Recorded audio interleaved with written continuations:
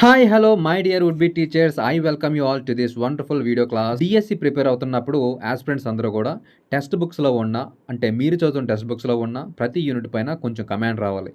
దీనిలో భాగంగా important multiple choice questions అని ప్రాక్టీస్ చేయడం జరుగుతుంది. సో నా వంతు సాయంగా మీకు 10th క్లాస్లో మన పర్యావరణం మన బాధ్యత అనే పాఠం సంబంధించి కొన్ని ఇంపార్టెంట్ క్వశ్చన్స్ అని తయారు చేశాను.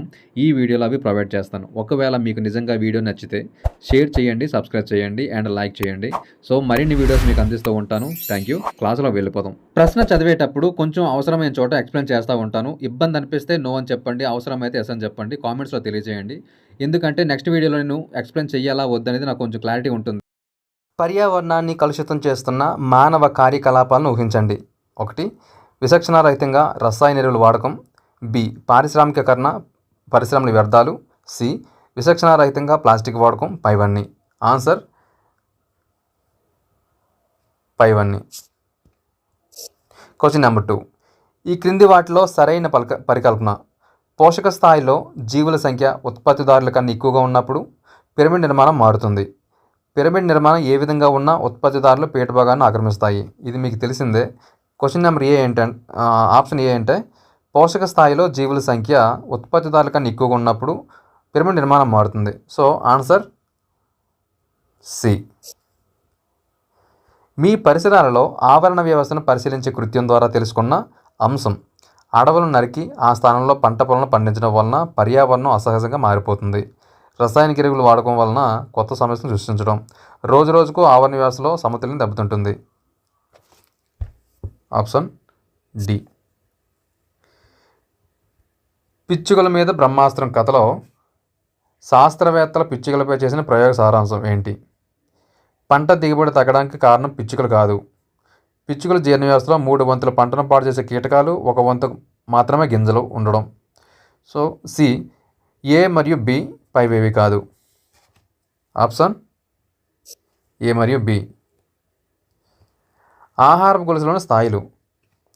ఉత్పత్తిదారులు గడ్డి, ప్రాథమిక వినియోగదారులు మిడత, ద్వితీయ వినియోగదారులు కప్ప. ఇదంతా ప్రశ్నే. తృతీయ వినియోగదారులు పాము. పైన ఇవ్వబడిన ఆహార గొలుసును పరిశీలించి దానిలో మిడతల సంఖ్య తగ్గితే జరిగే పరిణామం ఏంటి అన్నాడు. అంటే ప్రాథమిక వినియోగదారులు తగ్గితే ఏమవుతుంది అనేది. కప్పల సంఖ్య తగ్గిపోతుంది. కప్పల సంఖ్య తగ్గడం వలన పంట పొలాలపై కీటకాల సంఖ్య పెరుగుతుంది. రసాయన ఎరువులు వాడకం పెరిగి పంట దిగుబడి తగ్గుతుంది. మీ ఆన్సర్ ఏదైతే ఉందో క్రాస్ చెక్ చేసుకోండి. ఇక్కడ ఆన్సర్ డి. ఎందుకంటే ప్రతిదీ కూడా ఇక్కడ ప్రాథమిక వినియోగదారులు ఎప్పుడైతే తగ్గాయో దాని మీద ఆధారపడే వాటిలో ఆహారం దొరక్క చనిపోయే ప్రమాదం ఉంది.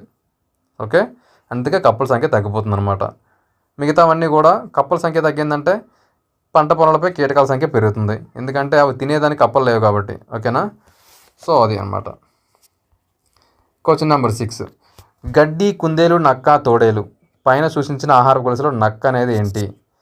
ఉత్పత్తిదారులు, తృతీయ వినియోగదారు, ద్వితీయ వినియోగదారు, ప్రాథమిక వినియోగదారు. ఉత్పత్తిదారు గడ్డి, ప్రాథమిక వినియోగదారు కుందేలు, ద్వితీయ వినియోగదారు నక్క, తృతీయ తోడేలు. సో నక్క అనేది ద్వితీయ వినియోగదారు. Question number 7. కొల్లేరు సరస్సుకు సంబంధించి అభినందించదగ్గ విషయం ఏంటి? Option A. పేద ప్రజలకు పౌష్టికాహారాన్ని అందించడంలో ప్రముఖ పాత్ర వహించడం. Option B. ఎన్నో రకాల పక్షి, వృక్ష, జంతుజాలకు ఆవాసంగా ఉండడం. Option C. ప్రతి ఏటా కొన్ని లక్షల పక్షులు వలస రావడం. పైవన్నీ. సో మీ ఆన్సర్ నోట్ చేసుకున్నారు కదా? నేను ఇచ్చే ఆన్సర్ పైవన్నీ. ఎందుకంటే పేద ప్రజలకు అంటే 20 మిలియన్లు, టెక్స్ట్ బుక్లో ఉన్న పాయింట్లు చెప్తున్నాను. 20 మిలియన్ల ప్రజలకు, అలాగే ఎన్నో రకాల పక్షులు అంటే 193 రకాల పక్షులు, వృక్ష జంతుజాతులకు ఆవాసం ఉంటుంది. ప్రతి ఏటా కొన్ని లక్షలు అంటే 20 లక్షల పక్షులు వస్తున్నాయి అన్నమాట, ఆసియా నుంచి, తూర్పు యూరప్ నుంచి. రైట్. Question number 8. క్రిమి సంహారకాల వాడకం వల్ల కలుషితమయ్యే పర్యావరణాన్ని రక్షించేందుకు నీవు చేపట్టే కార్యక్రమాలు. మోస్ట్లీ ఈ విధంగా ప్రశ్నలు రావు. ఎందుకు తయారు చేశానంటే టెక్స్ట్ బుక్ మీద మీకు గ్రిప్ ఉందా లేదా చూడడం కోసం అంతే. పంట పొలంలో కీటకాలను అదుపులో ఉంచడానికి జీవ నియంత్రణ పద్ధతులు పాటించమని వ్యవసాయదారులు సూచించడం. రసాయనిక ఎరువులు బదులుగా సేంద్రియ ఎరువులు వాడేటట్లు వ్యవసాయదారులు ప్రేరణ కల్పించడం. ప్రతి ఒక్కరూ పర్యావరణ నైతికత విలువలు పాటించే విధంగా ప్రోత్సహించడం. పైవన్నీ. ఆన్సర్ ఏంటి?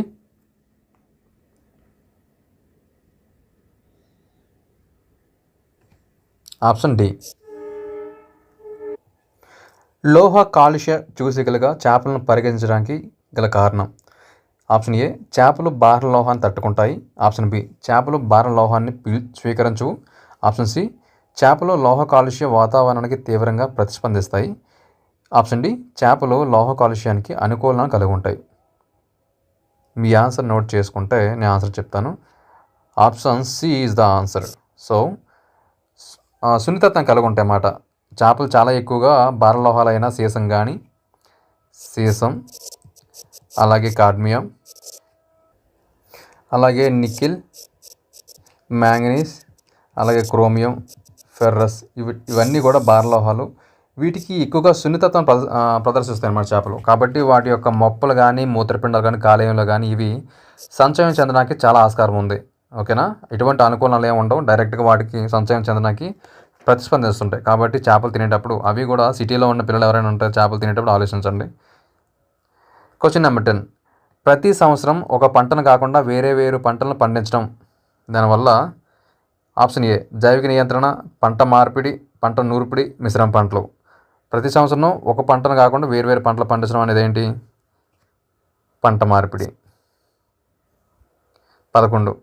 వ్యాధుల నియంత్రణలో పురుష జీవుల పునరుత్పత్తి సామర్థ్యాన్ని దెబ్బతీయ ప్రక్రియ. ఆప్షన్ ఏ పంట మార్పిడి, బి వంధ్యత్వం, సి వైవిధ్యం, డి ఉత్పరివర్తనం.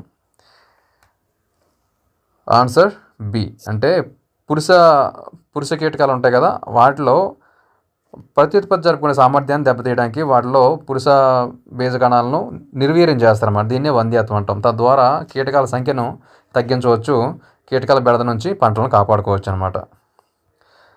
Question number 12. మొక్కల మధ్య ఏ విషయంలో పోటీ ఉండదు? చాలా ఈజీ ప్రశ్న అది. అప్పుడప్పుడు ఇలాంటి అడుగుతూ ఉండాలి. ఆప్షన్ ఏ స్థలము, ఆప్షన్ సి ఇది ఇక్కడ రావాల్సింది. ఆప్షన్ బి నీరు, ఆప్షన్ సి ఆహారం, ఆప్షన్ డి సూర్యకాంతి. వీటి మధ్య పోటీ ఉండదు. ఆహారం మధ్య పోటీ ఉండదు. ఎందుకంటే అవి సొంతంగా ఆహారం తయారు చేసుకుంటాయి. మిగతా విషయాల్లో పోటీ ఉంటుంది. చార్లెస్ ఎల్టన్ ప్రకారం సరికాని వాక్యం. పిరమిడ్ పాఠ్యభాగం కాదు, పీఠభాగం. పీఠభాగంలో ఉత్పత్తిదారులు ఉంటాయి. ఆప్షన్ బి పిరమిడ్ అగ్రభాగాన అగ్రశ్రేణి మాంసాహారులు ఉంటారు. ఆప్షన్ సి పిరమిడ్లన్నీ నిలువుగా ఉంటాయి. ఆప్షన్ డి పిరమిడ్ మధ్య భాగంలో ద్వితీయ వినియోగదారులు ఉంటాయి. సో మీ ఆన్సర్ నోట్ చేసుకుంటే కొంచెం ఎక్స్ప్లెయిన్ చేస్తాను ఇది. సో ఇతని ప్రకారం సరికాని వాక్యం ఏంటంటే పిరమిడ్లన్నీ నిలువుగా ఉంటాయి అనేది కాదు అనమాట. పిరమిడ్ పీఠభాగంలో ఉత్పత్తిదారులు ఉంటారు. అగ్రభాగంలో అగ్రశ్రేణి మాంసాహారులు కానీ ఉన్న శ్రేణి వినియోగదారులు ఉంటాయి అన్నమాట. మధ్య భాగంలో ద్వితీయ వినియోగదారులు ఉంటారు. ఎప్పుడు కూడా పిరమిడ్లన్నీ కూడా నిలువుగా ఉండవు. ఎప్పటికీ నిలువుగా ఉండేది శక్తి పిరమిడ్. శక్తి పిరమిడ్ ఎప్పుడు నిలువుగా ఉంటుంది శీర్షాభిముఖంగా. ఇంకా సంఖ్యా పిరమిడ్ కూడా నిలువుగా ఉంటుంది. కానీ చెట్టుని ఒక ఆవాసంగా చూపించినట్టు మాత్రం తలకిందులుగా ఉంటుంది లేదా శంఖాకారంలో ఉంటుంది. ఇంకొకటి జీవద్రవ్యరాశి పిరమిడ్ కూడా ఇలాగే ఉంటుంది. కాకపోతే జలావరణలోకి వస్తే జీవద్రవ్యరాశి పిరమిడ్ ఈ విధంగా అభిముఖంగా ఉంటుందన్నమాట. తిరగవేసిన పిరమిడ్ ఆకారంలో ఉంటుంది. దీని గురించి ఇంకొంచెం ఎక్స్ప్లెయిన్ చేద్దాం. ఓకేనా? సో ఆన్సర్ ఏంటి? ఇక్కడ పిరమిడ్లన్నీ నిలువుగా ఉండవు. పర్యావరణం అనగా ఈ కింది వేటి మధ్య సమన్వయం? జీవకారకాలు, భౌతిక కారకాలు, రసాయన కారకాలు. Option D is the answer.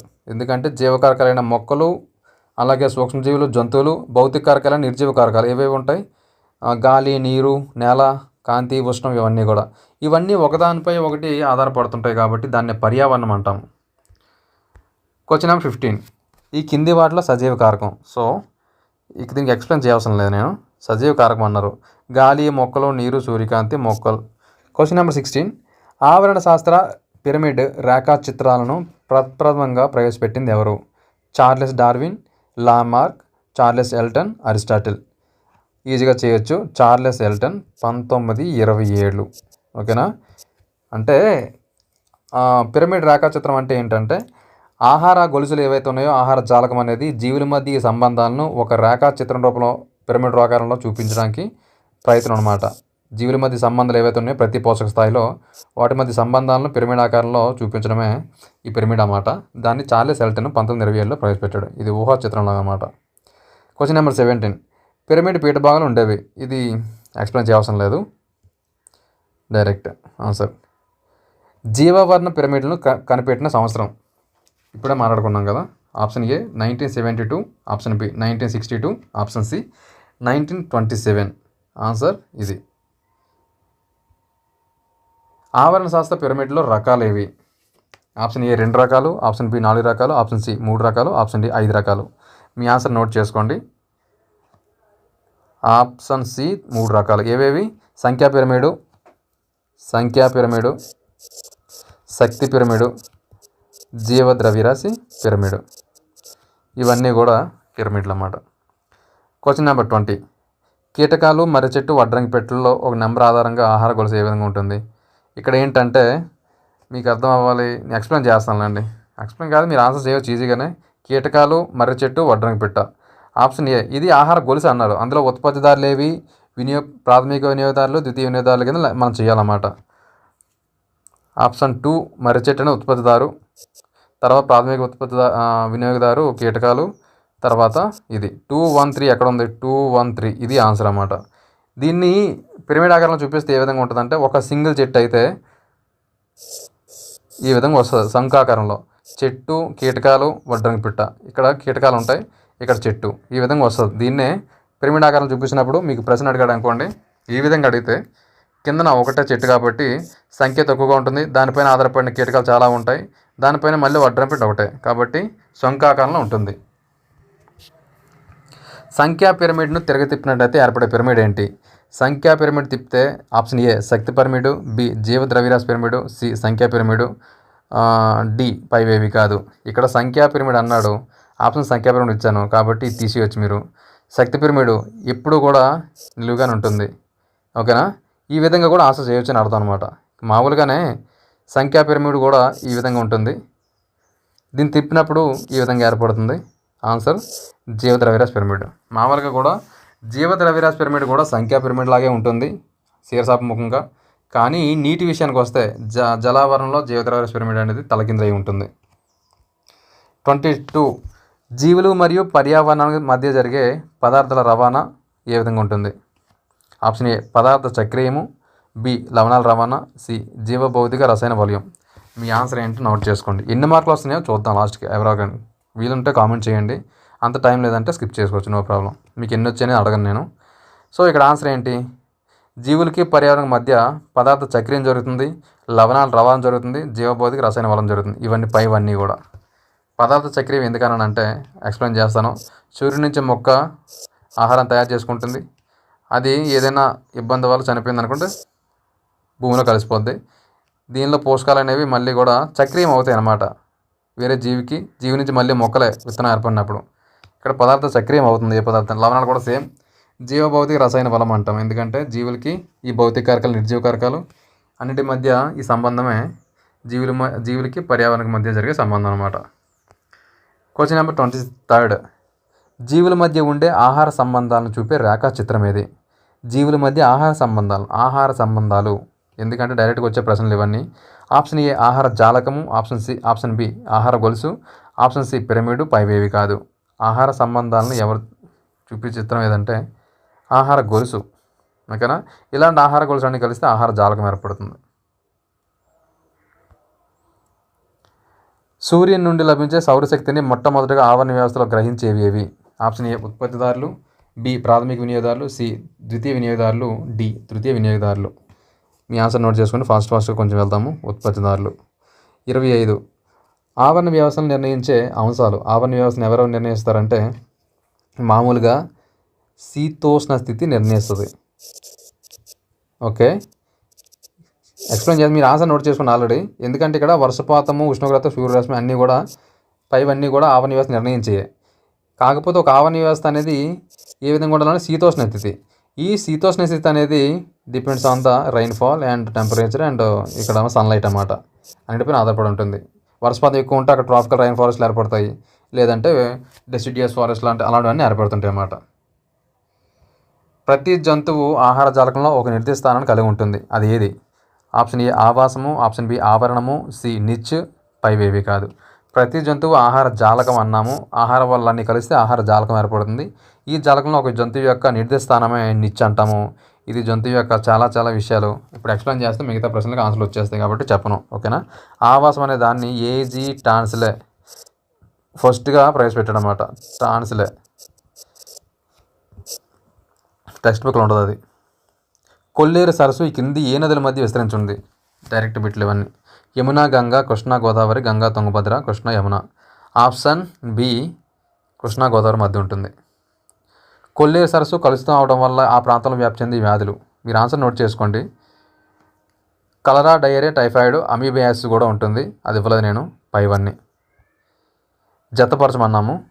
మినీమేటా, cadmium, glycogen, monoculture, జైవిక వ్యవస్థాపనం. ఇటువైపు గ్రూప్ బిలో కలుషిత చేరిక, ఒకే రకమైన పంట, మిథైల్ మెర్క్యూరీ, భారలోహం, పోషక పదార్థము. మీరు ఇక్కడ ఏం చేస్తారంటే నేను చెప్తాను. ఇక్కడ నేను ఆప్షన్లో కూడా మర్చిపోయాను నేను.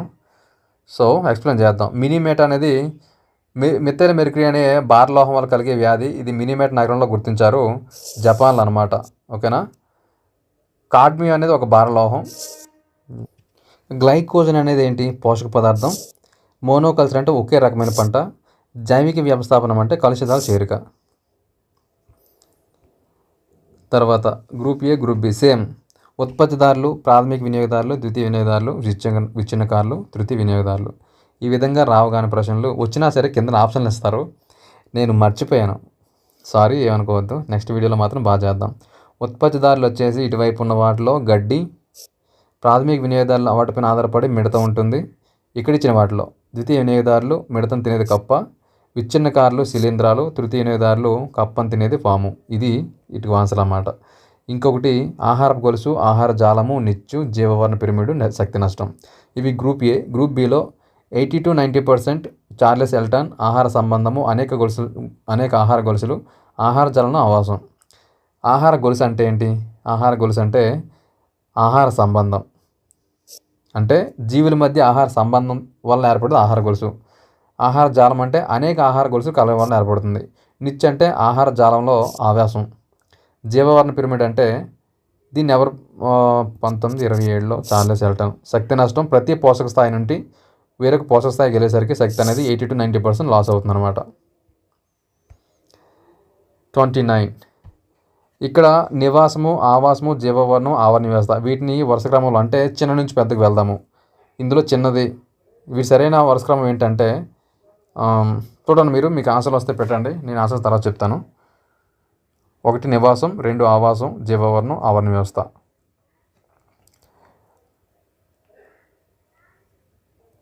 ఆన్సర్ ఫస్ట్ ఇది నివాసం, తర్వాత ఆవాసము, తర్వాత ఆవరణ వ్యవస్థ, జీవవర్ణం. అంటే జీవవర్ణం అనేది అతిపెద్ద ఆవరణ వ్యవస్థ అనమాట. ఓకేనా. చిన్న ఆవరణ వ్యవస్థని నివాసం అంటాము. ఆ నివాసంలో ఆవాసం ఈ విధంగా ఉంటుంది. అంటే 1 2 4 3 1 2 4 3 ఎక్కడ ఉంది? 1 2 4 ఇది ఆన్సర్. సో ఆవరణ వ్యవస్థలో అతిపెద్దది జీవావరణం చెప్పొచ్చు. దీనిలో అనేక ఆవరణ వ్యవస్థలు ఉంటాయి. ఆవరణ వ్యవస్థ ఏ విధంగా ఏర్పడుతుంది? కొన్ని ఆవాసాలు ఏర్పరిచినప్పుడు. ఆవాసం ఏ విధంగా ఉంటుంది? నివాసం వల్ల. సో అదనమాట. 30 సరైన ఆహార గొలుసును గుర్తించండి. ఉత్పత్తిదారు, ద్వితీయ వినియోగదారు, తృతీయ వినియోగదారు. ఉత్పత్తిదారు, ప్రాథమిక వినియోగదారు, ద్వితీయ వినియోగదారు. సో మీకు ఆన్సర్ ఇక్కడే క్లియర్గా తెలిసినట్టు ఉంది. మీ ఆన్సర్ ఏదో నోట్ చేసుకోండి. నేను ఇచ్చే ఆన్సర్ మాత్రం ఇది. నెక్స్ట్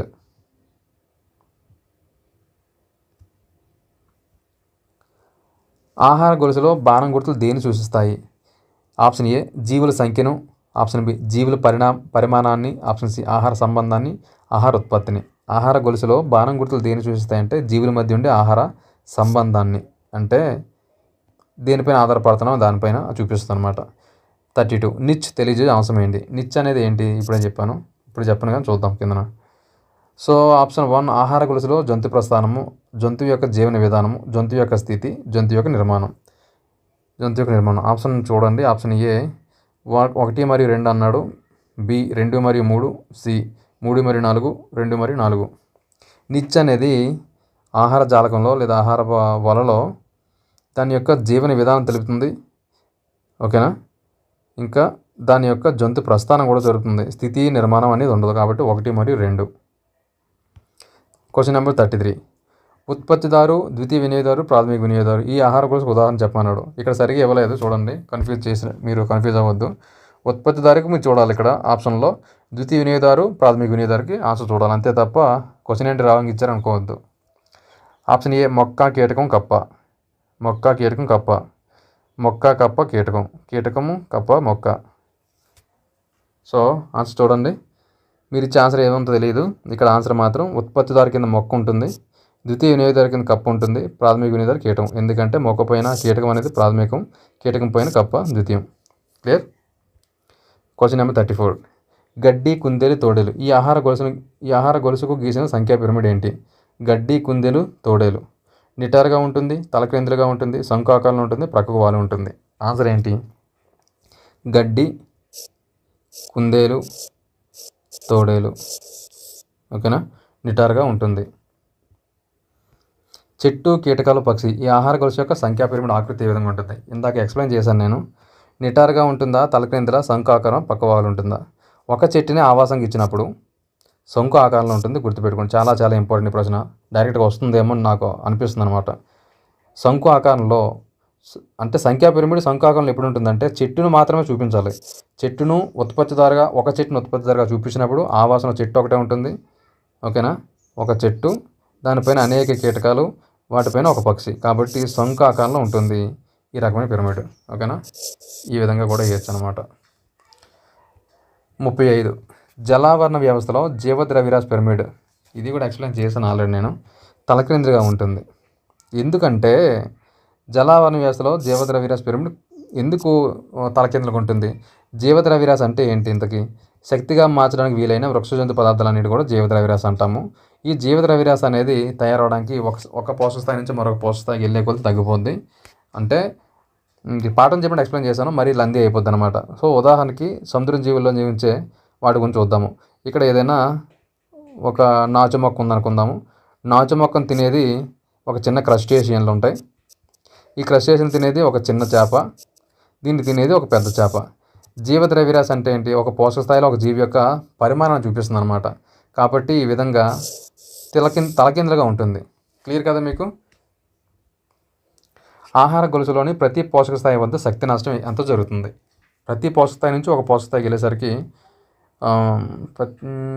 టెక్స్ట్ బుక్లో 80 to 90% ఇచ్చాడు. 90 పెట్టుకోవచ్చు. నీటి కలుషితం వలన నీటిలో జరిగే ఆక్సిజన్ పరిమాణం ఏంటి? నీటి కలుషితం అయినప్పుడు తగ్గుతుందా ఆక్సిజన్ అనేది? పెరుగుతుందా? పెరుగుతుందా? మారదా? నీటి కలుషితం వల్ల నీటిలో కరిగే ఆక్సిజన్ పరిమాణం ఖచ్చితంగా తగ్గుతుంది. దాన్నే BOD అంటాం, బయలాజికల్ ఆక్సిజన్ డిమాండ్ అంటాము. ఎందుకంటే పైన చెత్త పేరిపోయింది నీటిలో, కింద నీరులో ఆక్సిజన్ కరిగే ఆక్సిజన్ అనేది తగ్గిపోద్ది అనమాట. కాబట్టి జీవులన్నీ కూడా ఇబ్బంది పడతాయి ఆక్సిజన్ లేక. కొన్నిసార్లు చచ్చిపోవడం కానీ, లేదంటే ఉపరితలం పెరిగే అనుకూలంగా కూడా కలిగి ఉంటాయి. సముద్రం అదే నీటి లోపల నుంచి బయటకు వచ్చి ఉపరితలంలో పెరిగే అనుకూలం కలిగి ఉంటాయి ఏదైనా సరే. కలుషితాల వలన జైవిక ఆక్సిజన్ డిమాండ్ విలువ ఇప్పుడే కదా మాట్లాడుకున్నాం. ప్రశ్న ఇది మళ్ళీ అది ఇచ్చాను. నీటి కలుషితం వల్ల కలిగే పరిమాణం నీటి కలుషితం వల్ల తగ్గుతుంది.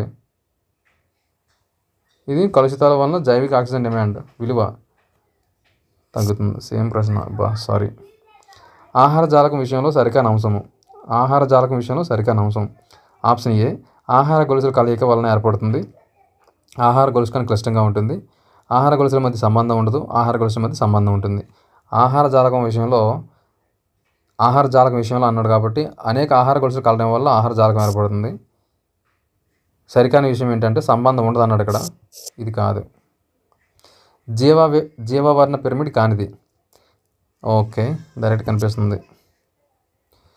ఎల్లప్పుడూ నిటారుగా ఉండే పిరమిడ్ శక్తి పిరమిడ్, జీవవర్ణ పిరమిడ్, సంఖ్యా పిరమిడ్, జీవద్రవ్యరాశి పిరమిడ్. జీవవర్ణ పిరమిడ్ ఇవన్నీ జీవవర్ణ పిరమిడ్లే, కాకపోతే ఇది ఆప్షన్ కింద తీసేయచ్చు మనం. ఎల్లప్పుడూ నిటారుగా ఉండేది ఏంటంటే శక్తి పిరమిడ్. ఓకేనా, ఎందుకంటే ఒక పోషక స్థాయి నుంచి మరొక పోషక స్థాయికి వెళ్ళేసరికి శక్తి అనేది తగ్గుతూనే ఉంటుంది. అది ఎక్కడైనా కావచ్చు మనం. సో దాన్ని శక్తి పిరమిడ్ అనేది ఎల్లప్పుడూ నిలువుగా ఉంటుంది. పిరమిడ్లో ఉత్పత్తిదారుల స్థానం ఎక్కడ ఉంటుంది? ఆధార భాగము. కొల్లేరు విస్తీర్ణం తగ్గడానికి కారణాలు రొయ్యల సాగు, ఆక్రమణలు, కలుపు. డైరెక్ట్ బిట్లు ఇవన్నీ. యూట్రిఫికేషన్ ఏ కలుషితాన్ని చూస్తుంది? యూట్రిఫికేషన్ అంటే ఏంటి? జల కాలుష్యం చూస్తుంది అనమాట. ఓకేనా. పరిశ్రమల నుండి వెలువైన వ్యర్థాల్లో ఆర్సెనిక్ మొక్కలచే పీల్చుకొని పడింది. ఈ ప్రక్రియను ఏమని పిలుస్తాము? బాహ్య ప్రదేశం నుంచి ఆహార గొలుసులోకి ఒక రకమైన కాలుష్యం చేరడాన్ని ఏమంటామంటే జైవిక వ్యవస్థాపనం అంటాము. ఆహార గొలుసులో వ్యర్థాలు సాంద్రీకృతమయ్యే విధానము. వ్యర్థాలు ఆహార గొలుసులో చేరడాన్ని జైవిక వ్యవస్థాపనం అంటాము. ఒక పోషక స్థాయి నుంచి వేరొక పోషక స్థాయికి ఆ విధంగా కలుషితాలు పేరుకుపోవడాన్ని ఏమంటాము? జైవిక వృద్ధీకరణ అంటాము. మీరు నోట్ చేసుకుంటున్నారు అనుకుంటున్నాను ఆన్సర్లు అనేవి. ఆపరేషన్ కొల్లేరు పథకమును కింది వాటిలో దేని పరీక్షణ కోసం డైరెక్ట్ బిట్ కదా, కొల్లేరు సరస్సు ఇంక వదిలేండి ఇలాంటివి. కింది వాటిలో విచ్ఛిన్నం చెందని అపాయకరమైన పెస్టిసైడ్లో ఉన్న హానికర పదార్థం ఏది? విచ్ఛిన్నం చెందవు. ఒకటి పాదరసం, ఆర్సెనిక్, సీసం. ఆన్సర్ నోట్ చేసుకుంటే నేను ఆన్సర్ చెప్తాను. పైవన్నీ. కింది వాటిలో ఏ జీవులను లోహ కాలుష్యాలకు సూచికగా భావిస్తారు? చేపలు, పాములు, తేళ్ళు, కప్పలు. చేపలు. సిప్రినస్ స్కార్పియో అనే ఒక బొచ్చు చేప ఉంటుంది, ఎక్కువగా తింటాం, అది అధిక ప్రోటీన్ ఉంటుంది దానిలో, తక్కువ రేటుకి వస్తుంది అనమాట. ఆదిలాబాద్ రిజర్వాయర్లో ఆయన గమనించింది ఏంటంటే చేపలు అనేవి లోహ కాలుష్యాలకు సున్నితత్వం చూపిస్తాయి అన్నమాట. కాబట్టి చేపల యొక్క కాలేయ మూత్రపిండాల్లో చేరిపోతుంటాయి. మోస్ట్లీ చేపల కాలేయం మూత్రపిండాల మొప్పలు మనం తిన్నాం కాబట్టి ఇబ్బంది లేదు, గుర్తుపెట్టుకోండి. ఆదిలాబాద్ వాటర్ రిజర్వాయర్ కలుషితానికి కారణమే భారమూలకం ఏది? Cadmium, manganese, chromium. Answer note చేసుకుంటే చేయండి. పైవన్నీ. భారమూలకాలు ఉన్నట్లు గుర్తింపబడిన చేపల కణజాలాలు ఏవే ఉన్నాయి? ఎక్స్ప్లెయిన్ చేయడం వల్ల మీకు ఈజీ అయిపోతాయి ఇవన్నీ కూడా. మూత్రపిండాలు, కాలేయ మొప్పలు ఇప్పుడే చెప్పాను అన్నీ. ఆదిలాబాద్ వాటర్ రిజర్వాయర్లోని చేపలలో అన్నిటికన్నా ఎక్కువ మొత్తంలో సంచయనం కాబట్టి భారమూలకం. అన్నిటికన్నా ఎక్కువ చేపలలో ఆన్సర్ చేయగలరా మీరు? ఆదిలాబాద్ వాటర్ రిజర్వాయర్లో చేపలలో అన్నిటికన్నా ఎక్కువ ఉన్నది ఇనుము. ఆదిలాబాద్ వాటర్ రిజర్వాయర్ చేపలలో భారమూలకాల సంచయనం ఎక్కువగా ఉన్న కాలము ఎండాకాలం, వర్షాకాలం, చలికాలం, పైవేవి కాదు, వర్షాకాలం. ఆహార గొలుసులోని జీవులను సంఖ్యాత్మకంగా చూపించే పిరమిడ్ సంఖ్యా పిరమిడ్. ఆహార గొలుసులో ఒక పోషక స్థాయి నుండి తర్వాత పోషకానికి బదిలీ అయ్యే జీవద్రవ్య శాతం. బదిలీ అయ్యేది అంటున్నాగా 10 నుంచి 20%. Option A. ఆప్షన్ బి 20 నుంచి 30, సి 30 నుంచి 40, డి 40 నుంచి 50.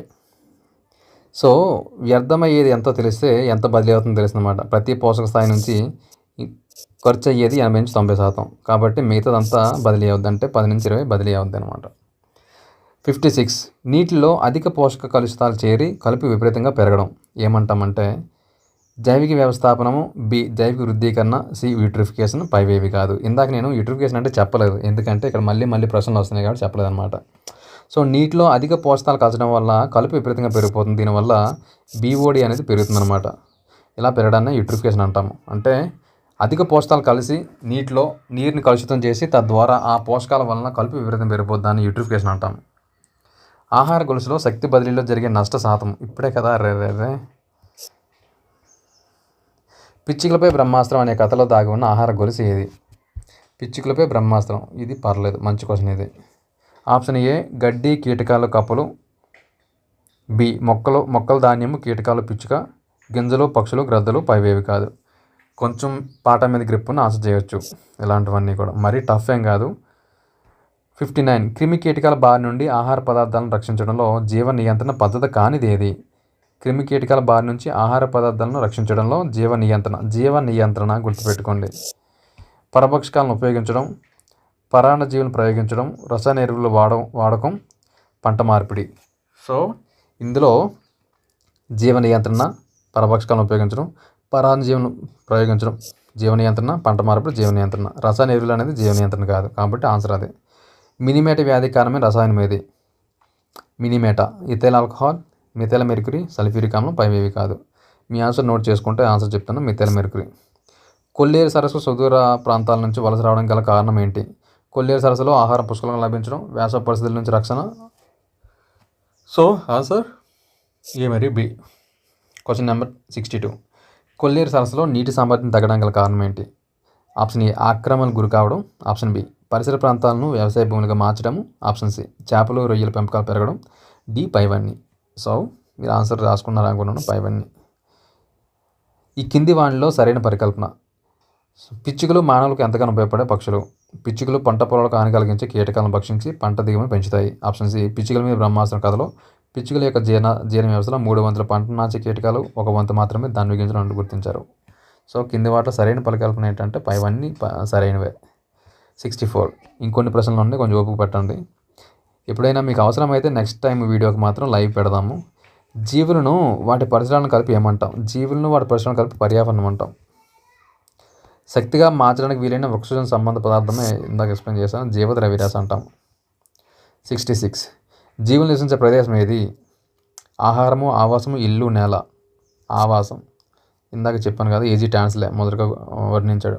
శక్తిని ఉత్పత్తి చేసే జీవద్రవ్యరాశి శక్తిని ఉత్పత్తి చేసే జీవద్రవ్యరాశి ఏంటి? జీవద్రవ్యరాశి, జీవశక్తి, ఆహార గొలుసు, ఆహార జాలకం. ఆన్సర్ నోట్ చేసుకోండి. ఆహార జీవశక్తి ఆన్సర్. కింది వాటిలో నిర్జీవ కారకం. మొక్కలు, కుందేలు, గాలి, పాము. జీవుల మధ్య ఉండే ఆహార సంబంధాన్ని సూచించేది ఏది? ఆహార గొలుసు. ఆహార గొలుసులో ప్రతి పోషకాయ వద్ద లభించే శక్తి వనరు. మళ్ళీ అవే రిపీట్ చేసి. ఆహార జాలకాన్ని నిర్మించినవి. ఆహార జాలకం ఏ విధంగా ఏర్పడుతుంది? అనేక ఆహార గొలుసుల వల్ల. ఆహార గొలుసు అగ్రస్థానంలో ఉండే జీవులు ఎవరు? అగ్రస్థానంలో ఎవరు ఉంటారంటే ఉన్నత స్థాయి వినియోగదారులు ఉంటాయి. ఆవాసంలో శక్తి వనరు ఏది? సూర్యుడు. కొల్లేరు పక్షి సంరక్షణ కేంద్రంగా ప్రకటించిన సంవత్సరం ఇప్పుడు? ఇది ఇంపార్టెంట్. 99, 87, 86, 74. సో మీ ఆన్సర్ నోట్ చేసుకొని నాకు చెప్తున్నా. 1999. Sorry, answer 1999. ఆన్సర్ ఏంటి? 1999. ఇది భారత ప్రభుత్వం యొక్క అటవీ శాఖ, అలాగే ఇంకేముంది, అటవీ శాఖతో పాటు ఇంకో శాఖ రెండు కలిపి కొల్లేరును పక్షి సంరక్షణ కేంద్రంగా ప్రకటించారు. ఎందుకంటే ఇక్కడికి 193 రకాల పక్షి జాతులు వస్తుంటాయి. అంతేకాకుండా రష్యా నుంచి, అటువైపు అంటే యూరప్ కంట్రీస్ నుంచి, ఆసియా నుంచి అనేక పక్షులు వలస వస్తుంటాయి అన్నమాట మన దగ్గర సమ్మర్లో. జల ఆవాసాలలో అధిక పోషకాల వలన మొక్కలు విపరీతంగా పెరిగే ప్రక్రియ. జల ఆవాసాలలో అధిక పోషకాల వలన యూట్రిఫికేషన్. ఆహార గొలుసులో నిద్ర వస్తుంది. ఆహార గొలుసులో ప్రతి స్థాయి వద్ద శక్తి వృధా శాతం. జంతువు యొక్క ఆహార జాలకు ఆవాసం ఏది? నిత్యు వివరించే అంశాలు. జీవి యొక్క జీవన విధానం, జీవి చేసే పని, జీవి సంచరించే ప్రదేశం అన్నీ కూడా. పాదరస కలుషితం వల్ల కలిగే వ్యాధి మినిమేట. కొంచెం ఫాస్ట్గా వెళ్ళిపోతున్నాను. చేపలు ఏ మూలకానికి సున్నితత్వం కలిగి ఉంటాయి? ఏ మూలకానికి సున్నితత్వం కలిగి ఉంటాయి? సున్నితత్వము ఆపులు ఒకసారి ఆలోచించాల్సింది. ఇవన్నిటికీ కూడా సున్నితత్వం కలిగి ఉంటుంది చేప అనేది. వీటిలో ఎక్కువగా ఇది కాడ్మియం. ఓకేనా? కీటకాల నుంచి రక్షణ తోడ్పడే విధానం. పంట మార్పిడి, వంద్యత్వం, జైవిక నియంత్రణ పైవన్నీ. జీవుల మధ్య సంబంధాన్ని రేఖాచిత్రంగా సూచించే నిర్మాణాలు. రేఖాచిత్రం అన్నాం కాబట్టి. జీవవర్ణ పిరమిడ్లో. సంఖ్యా పిరమిడ్లో కింది స్థాయి ఉండే జీవులు ఏవి? ఉత్పత్తిదారులు. ఎప్పటికీ కూడా ఏ స్థాయి అయినా సరే ఉత్పత్తిదారులు నిగువన ఉంటాయి, చార్లెస్ ఎల్టన్ ప్రకారం. కింది వాక్యాల్లో అసత్యాన్ని గుర్తించండి. పర్యావరణంలో నిర్జీవ కారకాలు కూడా ఉంటాయి, పర్యావరణంలో జీవకారకాలు ఉంటాయి, పర్యావరణంలో జీవ నిర్జీవకాలు పరస్పరం ఆధారపడతాయి, పర్యావరణంలో జీవులు స్వతంత్రంగా ఉంటాయి. ఇది కాదు, అసత్యం అది. ఓకేనా? స్వతంత్రంగా ఉండవు, ఆధారపడతాయి. క్రిమి సంహారకాల వాడకాన్ని పూర్తిగా ఆపేయడం అంటే ఏంటి? పురుగు మందుల వాడకంపై పూర్తి నిర్వహణ కాదు, పురుగు మందుల నిషేధం కాదు, పర్యావరణ స్నేహపూర్వక వ్యవసాయ పద్ధతులు ప్రోత్సహించడం. ఆన్సర్. కొల్లేరు. లాస్ట్ క్వశ్చన్ ఇదే. కొల్లేరు సరస్సుకు సంబంధించి కింది వాటిలో సరికాని వాక్యం ఏంటి? ఇది కృష్ణా గోదావరి నదుల మధ్య ఉంది. సుమారు 6121 చదరపు కిలోమీటర్ విస్తరించి ఉంది. దీనిలో వరద నీరు 60 కిలోమీటర్ల పొడవున్న ఉప్పుడేరు ద్వారా బంగాళాఖాతంలో కలుస్తుంది. రైటే. ఆసియా, తూర్పు యూరప్ కాంచుల నుంచి జూన్, అక్టోబర్ మధ్యలో 20 లక్షల పక్షులు వస్తాయి. 20 లక్షల పక్షులు రైటే. కానీ జూన్, అక్టోబర్ కాదు, అక్టోబర్, మార్చి మధ్య వస్తాయి, చలికాలంలో వస్తాయి. ఇది కాదనమాట. ఇది సరికాని వాక్యం. 1999లో కొల్లేరు పక్షి సంరక్షణ కేంద్రం గుర్తించబడింది. దీనిపై 20 మిలియన్ ప్రజలు ఆధారపడి ఉన్నారు. 193 రకాల పక్షి జాతులు కూడా ఉన్నాయి. ఇవన్నీ కూడా కొల్లేరు సంబంధించిన నిజాలే. Thank you very much.